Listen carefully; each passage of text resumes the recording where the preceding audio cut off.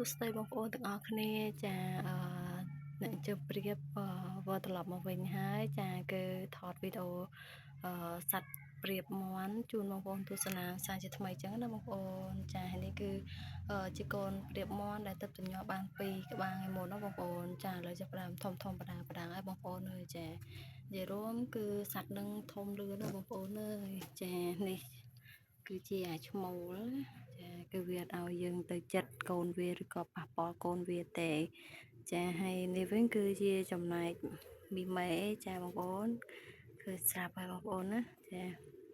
ស្លូតទេមីមេនេះអត់សូវកាច់ដល់ឈ្មោលទេឈ្មោលគឺវាស្រឡាញ់កូនខ្លាំងមែនតើបងប្អូនអើយចាហើយចាំមើលពេលដែលកូនវាចាប់ដើមធំទៀតខ្ញុំនឹងថតវីដេអូជូនបងប្អូនទស្សនាបន្ថែមទៀតចឹងណាបងប្អូនចានោះគឺកូនមាន់កូនព្រាបមាន់នោះគឺវាចាប់ដើមដុះរោមបដាហើយបងប្អូនចាតែខ្ញុំក៏សកលឃើញថាកូនព្រាបមាន់ហ្នឹងគឺវាលះឆាប់ធំមែនណាបងប្អូនចាហើយបងប្អូនឃើញថ្ងៃមុនទូចទៅមួយទេប៉ុន្តែឥឡូវនេះបងប្អូនអើយធំហើយចឹងណាបងប្អូនចា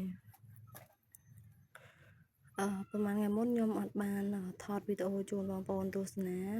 ព្រោះរវល់អីចឹងប៉ុន្តែឥឡូវខ្ញុំមានពេលតនេះគឺខ្ញុំថតវីដេអូអំពីសត្វកូនព្រាបមាន់និង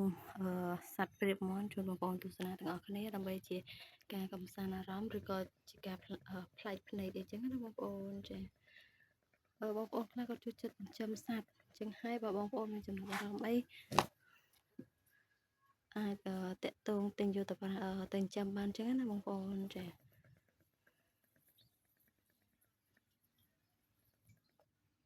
ហើយវីដេអូខ្ញុំមានតែប៉ុណ្្នឹងទេ